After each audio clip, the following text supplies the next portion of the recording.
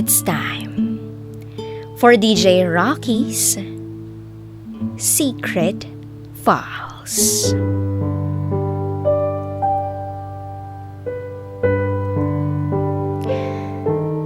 Ilang beses kong sinisi ang Diyos. Nawalan ako ng tiwala sa Kanya. Pero, hindi pa rin ako bumitiw.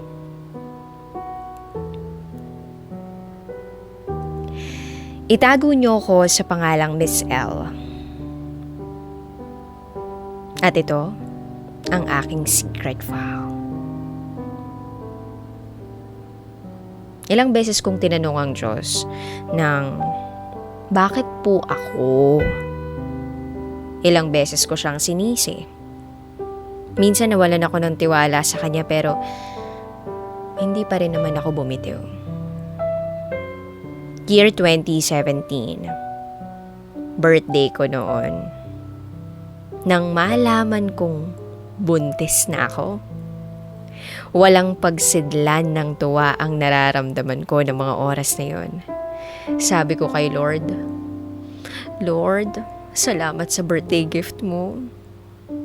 Kasi nga naman, halos 5 taon na rin kaming nagtatry magkaanak ng asawa ko pero palagi kaming bigo. May mga anak na rin kami sa mga past relationship namin. At parang magkakapatid na ang turingan ng dalawa. Kahit nga hindi naman sila magkadugo. Tsaka, totoong anak ang turing namin sa kanilang dalawa. Kaya, ayun, gusto ng mga bata, magkaroon naman sila ng kapatid. At lalong-lalo na kaming mag-asawa. Gustong-gusto na namin na mabigyan sila ng kapatid. Gustong-gusto na namin magkaanak. Alam niyo ba yung pakiramdam na halos lahat na yata ng klase ng paraan ay ginawa naming mag-asawa. Marami kaming hiningan ng tulong. May manghihilot, albularyo, mga doktor. Umiinom kami ng vitamins, kung ano ang nireseta ng doktor, sige bili. At maging pagnovena sa mga santo, ginawa naming dalawa. Kaya nga, laking pasasalamat ko rin sa asawa ko dahil suportado niya ako sa lahat ng mga ginagawa ko. So, ayun na nga, nalaman ko ng buntis ako. Nakailang PT ako, as in pregnancy test, para masiguro at nagpa-check up ako para mapaghandaan ko ang pagbubuntis ko. Sobrang excited ang feeling ko noon. Kasi nga matagal na naming inaasahan yun, 'di ba? Bago nga ako mabuntis, para akong tanga. Nag-i-imagine na malaki yung tiyan ko. Kapag nasa mall, puro sa children's section ako pumupunta. Panay tingin ko sa mga crib at kung ano-ano pang gamit na pang baby. 5 weeks pregnant ako nang mag-follow-up check-up ako sa OB-GYN kasi biglang nagka-spotting ako. Syempre natakot kaming mag-asawa. Minabuti ko ring huminto muna sa pagtitinda o sa pag-online business para makapag-focus ako sa pagbubuntis ko. Ang sabi sa akin ng OB-GYN ko, mag-bed rest ako. Sinunod ko naman. 7 weeks pregnant na, pero sabi ng OB ko wala raw heartbeat si baby. Pinigilan kong umiyak nang marinig kong sinabi yun ng doktora. Kasi naisip ko na baka lalong maapektuhan si baby kapag nag-alala ako. May mga maintenance din ako na vitamins at kung ano-anong gamot na pampakapit sa baby. 8 weeks pregnant ako na magpa-check up ulit. Kasama ko ang asawa ko ng mga oras na yun. Sabi ng doktora wala pa ring heartbeat si baby. At palakas ng palakas ang dugong lumalabas sa akin. Hindi na spotting, kundi bleeding. Wala kaming makakapitan ng mga oras na yun, kundi ang Diyos. Wala akong tigil sa pagdarasal na sana iligtas ang baby ko at bigyan niya ng heartbeat. Pero bigo kami. Tanging nasabi lang ng doktora sa amin ay, I'm sorry, try na lang kayo ulit. Mga salitang kahit pabirusa na ay ayaw kong marinig. Naging bingi ako sa mga sinasabi ng doktora at puro black na ang tingin ko sa paligid. Di ko nga alam kung iiyak ako o hihimatayin.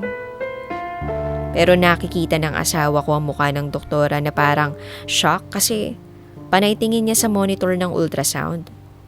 Sabay sabing pumunta daw kami sa katabing clinic OB na kaibigan niya. Kasi mas malinaw daw ang ultrasound doon.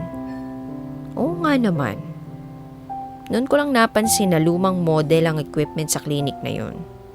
Kaya kahit hinang-hina ako, lumipat kami ng room doon sa OB clinic na sinasabing mas malinaw ang ultrasound. Laking gulat namin nang sabihin ng doktora na may isa pa raw akong baby. Pero ectopic pregnancy. At sa mga oras na yun ay kailangan na akong operahan kasi pumutok na ang fallopian tube ko at may internal bleeding na. Pero pilit pa rin akong lumalaban kasi nga ang isang ina lahat gagawin para sa anak, maging buhay man ang maging kapalit. So I refuse sa operation, baka sakaling pwede pang iligtas. Kahit isa lang sa kambal. September 12, 2017, 7 p.m. Yun yung oras ng operasyon ko. CS para alisin ang kambal at ang right ovary ko. Pero bago ako ipasok sa operating room, kinausap ko ang asawa ko. Sabi ko sa kanya, kung nagkataon na 7 buwan na ang babies at kailangan mong pumili kung sino yung ililigtas sa amin. Sabi ko, piliin mo ang kambal. Pero iba ang sinagot ng asawa ko. Hindi niya raw pipiliin ang kambal. Bagkos ako daw ang pipiliin niya.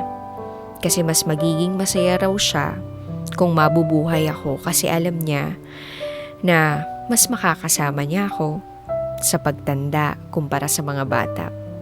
At kahit ilang anak pa raw, ay kaya ko siyang bigyan. Pero ang mga bata, hindi niya raw kayang mabigyan ng isang inang katulad ko. Bumuhos ang luha sa mga mata ko. Gayon din siya. Habang binibilinan niya kung maghihintay siya sa akin sa labas ng operating room. Akala ko sa pelikula lang nangyayari yung mga ganon. Dasal lang kami ng dasal ng mga oras na yun. Hindi ko man naisilang ang kambal. Eto ako't buhay. May lungkot at habang buhay kong aalalahanin na minsan may kambal na dumating sa aming buhay. Kaya sa mga babaeng buntis at gustong ipalaglag ang baby, please, maawa naman kayo. Maawa naman kayo sa baby. Maraming katulad namin na gustong-gustong magkaanak, pero hindi mabiyayaan. Ngayon hindi pa rin ako makamove on. May mga gabing umiiyak ako. 50-50 na rin kasi ang chance ko para magkaanak. Bukod kasi sa 35 years old na ako, isa na lang ang ovary ko. Malulungkot ako, pero hindi ako susuko. Hindi ako susuko sa paniniwalang bibigyan kami ni Lord ng isa pang baby. Siguro sa buhay natin ay maraming beses natin siyang tatanungin kung bakit niya hinahayaang mangyari to. Pero naniniwala ako na meron siyang magandang plano at hindi niya tayo pababayaan. Muli, ako si Miss L at ito ang aking secret file. Always your number one SM radio station. Love Radio. Kabisyo, nakarelate ka ba sa secret file na binasa ko? Kung nakarelate ka, mag-subscribe ka na dito sa aming YouTube channel at pindutin mo na rin ang notification bell para updated ka sa mga susunod na episodes ng DJ Raki Secret File.